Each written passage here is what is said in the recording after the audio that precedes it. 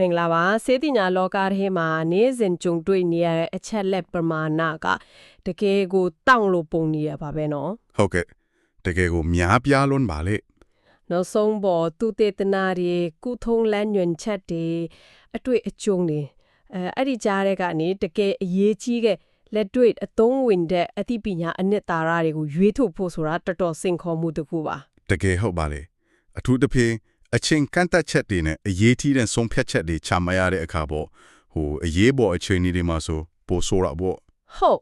ဒီနေ့ကျမတို့ဆွေးနွေးကြမယ့်စေပညာဆိုင်ရာရင်းမြစ်တွေကနေပေါ့လေယောဂရှာဖွေရေးကုသရေးပိုင်းမှာတတိပြုတဲ့အချက်တွေ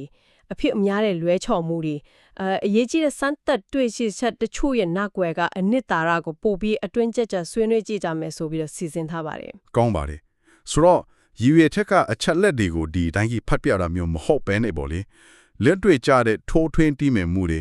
စဉ်းစားစရာလေးတွေကိုနားထောင်သူတွေစီအရောက်ပို့ပေးဖို့ပါပဲဟုတ်ကဲ့ဒါဆိုရင်အရင်ဆုံးယောဂရှာဖွေဖော်ထုတ်ခြင်းလုပ်ငန်းစဉ်မှာကြုံရတတ်တဲ့စင်ခေါ်မှုတွေနဲ့ဆက်လိုက်ကြရအောင်ကုသမှုမစခင်ယောဂရှာဖွေမှုကရင်လာတယ်ဆိုပေမဲ့မှန်ကန်တဲ့ယောဂရှာဖွေမှုစီရောက်ဖို့လမ်းကအမြဲတမ်းတော့မဖြောင့်ဖြူးမောလားတခြားတာပေါ့ယောဂရှာဖွေမှာအမှားယွင်းဆိုတာကတော့လေဖြစ်တတ်တဲ့တဘောရှိပါတယ်ဒါပေမဲ့ဘာကြောင့်မားတက်လဲဆိုတာကိုနားလည်ထားဖို့လိုတယ်ဟုတ်ကဲ့ရင်းမြစ်တီထဲမှာဖော်ပြထားသလိုပဲယောဂရာဇဝင်ကိုစနစ်တကျမြင်မြန်ခြင်းကအခြေခံအကြဆုံးပဲအရေးကြီးဆုံးပဲဒါပေမဲ့လူနာရဲ့ chief complaint ကိုကြားလိုက်တာနဲ့ကိုယ်စိတ်ထဲဆွဲနေတဲ့ယောဂတစ်ခုခုကိုတမ်းမတွေးမိဖို့ဖြစ်နိုင်ခြေရှိတဲ့ယောဂအစုံကိုစဉ်းစားဖို့လိုတယ် anchoring bias ပေါ့စိတ်ဆွဲလမ်းမယွင်မှုမျိုးဟုတ်တယ်အဲ့ဒါကိုရှုံးဖို့လိုတယ်အဲ့ဒီဖြစ်နိုင်ခြေတွေကိုပယ်ဆုံစဉ်းစားနိုင်ဖို့ရင်းမြစ်တီထဲမှာအကြံပြုထားတဲ့နည်းလမ်းတွေရှိတယ်နော်ဥပမာ minced လို့ mnemonic သုံးတာမျိုးဟုတ်တယ် M malformation I inflammation N neoplasm T trauma ဆိုတော့အဲ့လိုအတူကောက်လင်းနဲ့စဉ်းစားလိုက်ရင်ဘယ်အုပ်စုဝင်ယောဂတွေကိုထည့်စဉ်းစားတဲ့လဲဆိုတော့မကြံခဲ့အောင်ကုညီပေးနိုင်တာပေါ့နောက်တနည်းခန္ဓာဗေဒကိုခြေခံပြီးစဉ်းစားတာလို့ဆိုတယ်ဟုတ်တယ်ဥပမာရင်ဘက်အောင်တယ်ဆိုရင်ရင်ဘက်မှာရှိနေတဲ့အလွှာတွေအစိပ်ပိုင်းတွေကိုတစ်ခုချင်းစိတ်ထဲမှာမြင်အောင်ကြည့်လိုက်တာအရေပြားလားကြွက်သားလားနံရိုးလားအဆုပ်အမြဲပါလားနှလုံးအမြဲပါလားနှလုံးလားတွေးကြကြီးတွေလားအဆုပ်လားအစာမျိုးပြွန်းလားဒီလိုအလွှာလိုက်စဉ်းစားခြင်းအပြင်ဖြစ်နိုင်ခြေတွေကိုပို့ပြီးတော့စနစ်တကျချင်းကပ်နိုင်မှာပါဒီနေရာမှာလေဝမ်းပိုက်နာခြင်းမှုကိုဥပမာထားပြီးနည်းနည်းပို့ပြီးအတွင်းကျကျကြည့်ရအောင်ညာဘက်နံရိုးအောက်ကနာရင်တီးချီအိပ်ရောင်နာ cholecystitis ကိုစဉ်းစားကြတယ်ပေါ့ဟုတ်တယ်ဒါပေမဲ့ Murphy sign ကအမြဲတမ်း positive ပြခြင်းမှာပြမှာလीအထူးသဖြင့်အသက်ကြီးပိုင်းဒီမှာဆိုရင်ပေါ့မှန်ပါပဲနောက်ပြန်ရင်ညွန့်အောက်ကနာခြင်းမှုဆိုရင် peptic ulcer gastritis esophagitis လို့တွေးတတ်ကြတယ်ဟုတ်တယ်ဟုတ်ဒါပေမဲ့နှလုံးယောဂရဲ့ atypical presentation လည်းဖြစ်နိုင်တာကိုတတိပြုဖို့လိုတယ်လို့ရင်းမြစ်တွေကအလေးပေးထားတာတွေ့ရတယ်အဲ့ဒါအရေးကြီးတဲ့အချက်ပဲနော်အထူးသဖြင့်အမျိုးသမီးတွေစီးချိုသမားတွေအသက်ကြီးသူတွေမှာ MI ကပုံမှန်မဟုတ်တဲ့လက္ခဏာတွေနဲ့လာတတ်တာရင်ဘတ်အောင်တာထက်မောတာပြိုအန်တာမူးတာဒါမှမဟုတ်ဒီလိုရင်ညွန့်အောင်တာမျိုးပဲပြတတ်တယ်ဆိုတော့ဟုတ်ပါလေဒါကြောင့်ယောဂရာဇဝင်ကိုတေချာမေးဖို့တန်တရားရှိတဲ့ ECG troponin စစ်ထိုးလို့တာကိုဒါပေမဲ့ECG မှာ ST elevation မတွေ့ရုံနဲ့ဒါမှမဟုတ်ပထမဆုံး troponin အဖြစ် negative ရှိရုံနဲ့ACS မဟုတ်ဘူးလို့တမ်းမဆုံးဖြတ်တင်ဘူးဆိုတာကိုလည်းသတိပြုရမယ်ဟုတ်ကဲ့ ECG changes တွေကအချိန်နဲ့အမျှအပြောင်းလဲနိုင်တယ်လို့ troponin ကလည်းအစပိုင်းမှာတက်ချင်မှတက်အောင်မှာကိုဟုတ်တယ်ဆိုတော့ anstami လို့အခြေအနေမျိုးမှာစောစောစီးစီးမတိလိုက်တာမျိုးမဖြစ်အောင် clinical suspicion ကအရင်ရေးကြည့်သွားပြီတက်ခွေစမ်းသပ်မှုအဖြစ်တစ်ခုတည်းကိုပဲအာမကိုပဲလူနာရဲ့လက္ခဏာယောဂရာဇဝင်နဲ့စမ်းသပ်တွေ့ရှိချက်အလုံးကိုခြုံငုံတုံးတက်ဖို့လိုတယ်ဆိုတဲ့သဘောပေါ့ဟုတ်ပါပြီ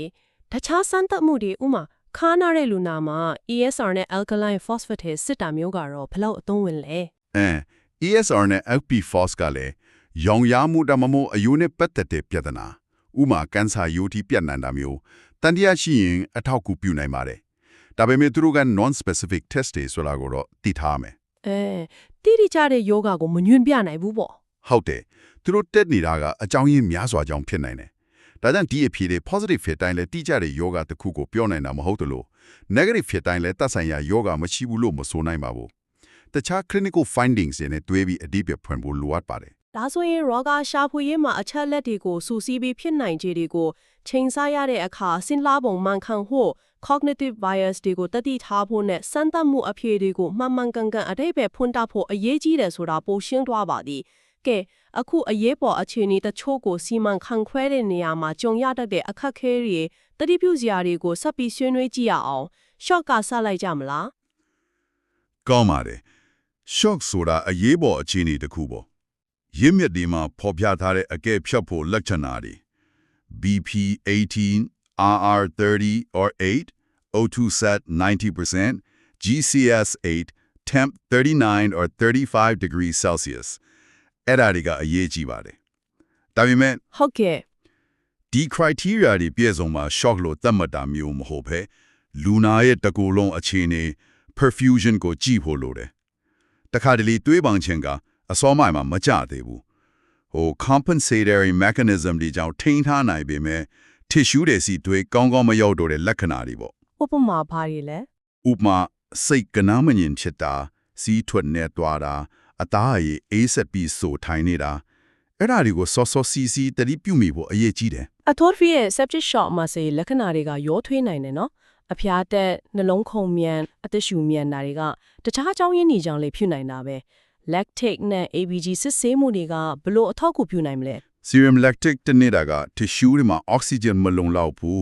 tissue hypoxia ကိုပြတဲ့အရေးကြီးတဲ့လက္ခဏာတစ်ခုပါ septic shock မှာဒါက prognosis အတွက်ရောကုသမှုရဲ့ effectiveness ကိုစောင့်ကြည့်ဖို့ရောအသုံးဝင်တယ် ABG ကတော့တွေ့တဲ့က acid base balance oxygen နဲ့ CO2 ပမာဏတွေကိုပြတဲ့အတွက် shock ရဲ့ပြင်းထန်မှုနဲ့နောက်ခံအကြောင်းရင်းကိုခံမှန်းဖို့ကူညီနိုင်တာပေါ့ဥပမာ metabolic acidosis ရှိနေတာမျိုးပေါ့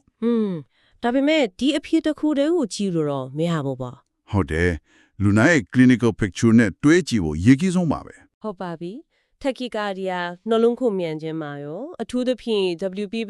WPW syndrome နဲ့ AF တွဲလာတဲ့အခြေအနေမှာ Digoxin ဒါမှမဟုတ် Verapamil ရှောင်ရမယ်ဆိုတာကိုရေးမိတ်တွေကအလေးပေးထားတယ်။ဘာကြောင့်ဒီလောက်အရေးကြီးတာလဲ အဲ့ဒါရန်ရေးကြီးပါတယ် WPW syndrome မှာနှလုံးရဲ့ပုံမှန်လက်စီလမ်းကြောင်းအဖြစ် accessory pathway ဆိုတဲ့လမ်းကြောင်းပို့တစ်ခုပါနေတယ်လေ ဟုတ်ကဲ့ AF လာတဲ့အခါ atria ကနေ ventricle စီကိုလက်စီဒီအများကြီးအရမ်းမြန်မြန်ဆင်းလာတယ် Digoxin နဲ့ Verapamil ကပုံမှန် AV node ကနေလက်စီကူနှုံးကိုနေစေပေမဲ့ accessory pathway ကနေကူးတာကိုမတားနိုင်တဲ့ပြင်ပိုတော့မြန်စေနိုင်လေ အဲ့တော့ဘာဖြစ်သွားနိုင်လဲ အဲ့ဒီအခါ ventricles တွေကအရမ်းမြန်ပြီး ပရံပတာနှုံနဲ့ခုန်လာပြီးအသက်အန္တရာယ်ရှိတဲ့ ventricular fibrillation VF အခြေအနေစီရောက်သွားနိုင်လို့ပါဒါကြောင့် WPW နဲ့ AF တွဲတွေ့ရင်ဒီ series ကိုလုံးဝရှောင်ရပါမယ်ဒါကတကယ်ကိုမှတ်ထားရမယ် critical point တစ်ခုပါ တော်အရေးကြီးတဲ့ချက်ပဲဒါကဆေးဝါးရဲ့အပြန်အလှန်တက်ရောက်မှုရဲ့အနည်းငယ်ကိုပြတာမယ်နော်ဒီအချက်ကကျမတို့ကိုဆေးဝါးသုံးစွဲမှုဆိုင်ရာတတိပြုဖွယ်ရာဒီစီခေါ်သွားပါတယ်ရင်းမြစ်တွေရာဆေးပေးတာနဲ့ပတ်သက်ပြီးအဖြစ်များတဲ့အမှားယွင်းတွေတတိထားရမယ့်အချက်တွေရှိနေတယ်နော် အလွန်ဟုတ်ပါတယ်အဖြစ်များတဲ့ပြဿနာတစ်ခုက polypharmacy ပါ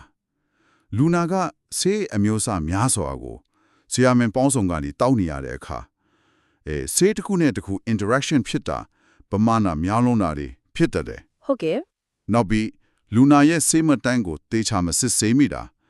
လူနာကသူတောက်နေတဲ့ဆေးအောင်လုံးကိုမမိအောင်မပြောပြနိုင်တာအထူးသဖြင့်စာမတက်သူအသက်ကြီးသူတွေမှာပေါ့အဲ့ကဒီကြောင့်လည်းပြဿနာဖြစ်နိုင်တယ် အဲ့တော့ဘယ်လိုလုပ်တင်လဲ ဒါကြောင့်လူနာတောက်နေတဲ့ဆေးအောင်လုံးကိုကိုယ်တိုင်တေချာပြန်စစ်ဆေးကြည့်ဖို့လိုအပ်ရင်အင်ကဆေးဘူးတွေကိုယူလာခိုင်းပြီးစစ်ဆေးဖို့အရေးကြီးပါတယ် ဆေးမပေးမိတာမျိုးကတော့ ဒါလည်းဖြစ်တတ်ပါတယ်ဆေးနံပါတ်စင်တူတာတွေစီးပရမာဏမပေးတာတွေဖြစ်နိုင်တယ်ဒါကြောင့်ဆေးပေးမဲ့သူရောဆေးဝယ်ယူတဲ့လူနာဘက်ကပါတေချာစစ်ဆေးဖို့လိုပါတယ်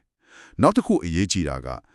ကြောက်ကတောင်းဖို့အသက်အားနေတဲ့လူနာတွေမှာဆေးပရမာဏချီညီဖို့လိုအပ်တာကိုသတိပြုဖို့ပါ ဟုတ်ကဲ့ဥမာဘလို့ဆေးဒီလဲ ရန်တွေမှာဥပမာပေးထားတဲ့ doxycycline, enalapril, gentamicin, ibuprofen, insulin တို့ဆေးတွေပေါ့အဲ့ဒါတွေကကြောက်ကရဲ့စွန့်ထုတ်နိုင်စွမ်း renal function ပေါ်မူတည်ပြီးပရမာဏရှော့ပေးဖို့လိုအပ်ပါတယ်ဒီလိုမလုပ်မိရင်ဆေးရဲ့ဘေးထွက်ဆိုးကျိုးတွေပိုများလာနိုင်တယ်ဒါမှမဟုတ်စိတ်တောက်ချတာမျိုးအထိဖြစ်နိုင်တယ် ဥမာ gentamicin လို့ဆေးမျိုးပရမာဏမားပြီးမိရင်ကြောက်ကပ်ကိုပိုပျက်စီးစေနိုင်လို့နားကိုလည်းထိခိုက်စေနိုင်တယ်လေ တော်ဂယူဆိုင်ရမှာပဲ prednisolone လို့ steroid ဆေးတွေကိုရက်တဲ့အခါမှာလည်းအရန်ဂယူဆိုင်ရမယ်လို့ဆိုထားတယ်နော်ယူတက်ဖြစ်လိုက်ရင်ဘာဖြစ်နိုင်လို့လဲ ဟုတ်တယ် prednisolone လို့ steroid ဆေးတွေကိုအချိန်ကာလတစ်ခုကြာအောင်တောက်ထားတဲ့အခါကိုယ်ခန္ဓာရဲ့ adrenal gland ကနေ cortisol hormone ထုတ်လွှတ်မှုကဖိနှိပ်ခန္ဓာရဲ့ suppress ဖြစ်နေတယ် ဟုတ် အဲ့ဒီအချိန်မှာဆေးကိုရုတ်တရက်ဖျက်လိုက်ရင်ကိုယ်ခန္ဓာကလိုအပ်တဲ့ cortisol ကိုလုံပြန်မထုတ်နိုင်သေးတဲ့အတွက် Addisonian crisis ဆိုတဲ့အရေးပေါ်အခြေအနေဖြစ်သွားနိုင်တယ် Addisonian crisis ဆိုတာ လက္ခဏာတွေကသွေးပေါင်အရန်ကျတာသွေးတွင်းကြရတာကျတာပြုတ်အန်တာဝမ်းပိုက်နာတာတတိလမြဲများတာအထိဖြစ်နိုင်ပြီးအသက်အန္တရာယ်ရှိပါတယ်ဒါကြောင့်ဒီလိုဆေးတွေကိုရက်တော့မယ်ဆိုရင်တဖြည်းဖြည်းပမာဏ short ချပြီးမှရက်ရပါတယ် abrupt withdrawal လို့မရပါဘူး ဟုတ်ကဲ့ရှင်းပါတယ်ဒါဆိုရင်စေဝါသုံးဆွဲမှုမှာလူနာရဲ့ယောဂရသဝင်တောင်းနေတဲ့ဆေးတွေကိုတွင်အင်္ဂါတွေလှုပ်ဆောင်နိုင်စွမ်းဆေးရမဲ့အခြေအနေအလုံးကိုထည့်သွင်းစဉ်းစားမှုလိုအပ်တာပေါ့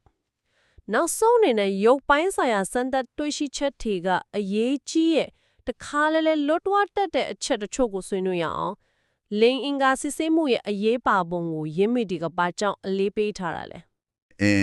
ဒါကလေလူနာတွေဘက်ကရှက်လို့မပြောပြတာဒါမှမဟုတ်ဆရာဝန်တွေဘက်ကမိတ်လော်ပြီးမစစ်ဆေးမိတာမျိုးကြောင့်လွတ်သွားတတ်တဲ့အပိုင်းမလို့ပါဟုတ်ကဲ့အမျိုးသားတွေမှာအ CAHD တာ hydrocele ကဦးကြတာဟာနီယာကနေဝှေးစေကင်ဆာ testicular tumor လိင်တန်ကင်ဆာ carcinoma penis အထိဖြစ်နိုင်တာတွေကိုစစ်ဆေးတွေ့ရှိနိုင်တယ်အမျိုးသမီးတွေမှာလည်းမွေးလမ်းကြောင်းသွေးဆင်းတာ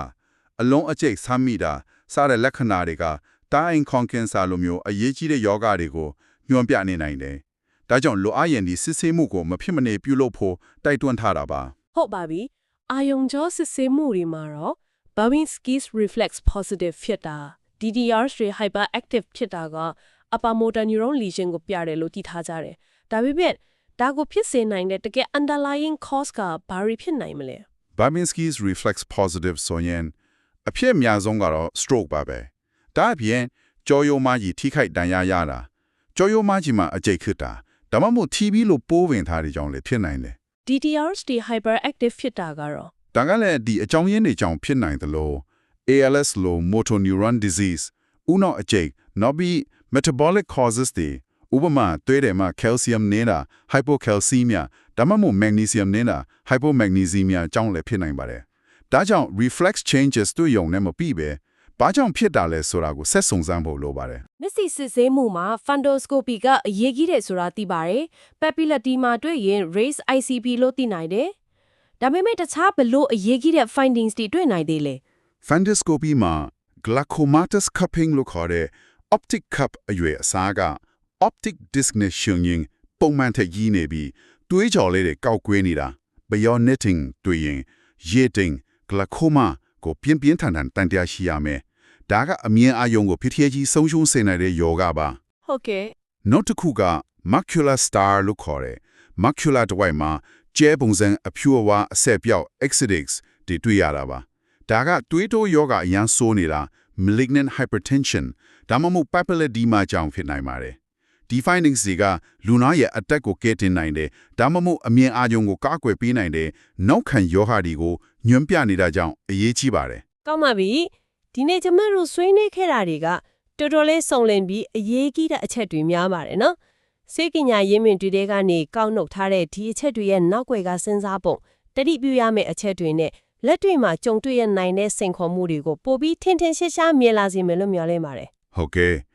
ရောဂါရှာဖွေရေးမှာစနစ်တကျချင်းကမှုနဲ့ critical thinking ရဲ့အရေးပါပုံအရေးပေါ်အခြေအနေတွေကိုမှန်မှန်ကန်ကန်သိရှိတုံ့ပြန်နိုင်မှုလိုအပ်ပုံဇေဝသုံးစွဲမှုမှာတတိကြီးစွာထားရမယ့်အချက်တွေကိုအဓိကထားဆွေးနွေးခဲ့ကြတာပေါ့ဟုတ်ပါတယ်ဒီအသိပညာအပိုင်းအစတွေကိုစုစည်းပြီးလူနာတယောက်ချင်းစီရဲ့ရှုပ်ထွေးတဲ့ပုံရိပ်အပေါ်မှာအသုံးချနိုင်မှုကအရေးကြီးဆုံးပါပဲအချက်အလက်တွေတည်နေုံနဲ့မလုံလောက်ပဲဘယ်အချိန်မှပဲအချက်အလက်ကအရေးကြီးဆုံးလဲဘလို့ဆက်စဉ်းစားရမလဲဆိုတာကအတွေ့အကြုံနဲ့အတူပို့ပြီးကျွမ်းကျင်လာမယ့်အရေးအသွေးတစ်ခုပါပဲဟုတ်ကဲ့ပါအဆုံးကတနည်းနဲ့နားထောင်သူလေးဆက်လက်စဉ်းစားဆင်ခြင်ကြည့်ဖို့မေခွန်းတစ်ခုချန်ထားခဲ့ချင်ပါတယ် ဒီနေ့ခေတ်မှာဆေးပညာကအထူးပြုဘာသာရပ်တွေအလွန်များပြားလာပြီးတစ်ခုချင်းစီကအလွန်လက်ဆိုင်လာပါတယ် ဟုတ်ပါတယ် ဒီလိုအခြေအနေမှာလူနာတဦးလုံးကိုခြုံငုံကြည့်ရှုပြီးဒီကွဲပြားရှုပ်ထွေးနေတဲ့အထူးပြုအသိပညာတွေကိုပေါင်းစပ်ညှိနှိုင်းပေးရတဲ့အထွေထွေယောဂကုဆရာဝန်ဒါမှမဟုတ် primary care physician ရဲ့အခန်းကဏ္ဍကဘယ်လောက်ပိုပြီးအရေးကြီးလာမလဲဘယ်လိုစိန်ခေါ်မှုတွေရှိလာမလဲဒီမေးခွန်းလေးကိုကိုယ်တိုင်ဆက်လက်တွေးတောကြည့်ဖို့တိုက်တွန်းရင်ဒီနေ့အတက်ဒီမှာပဲညီကုန်းချုပ်လိုက်ပါရစေ ဟုတ်ကဲ့ပါကျေးဇူးတင်ပါတယ်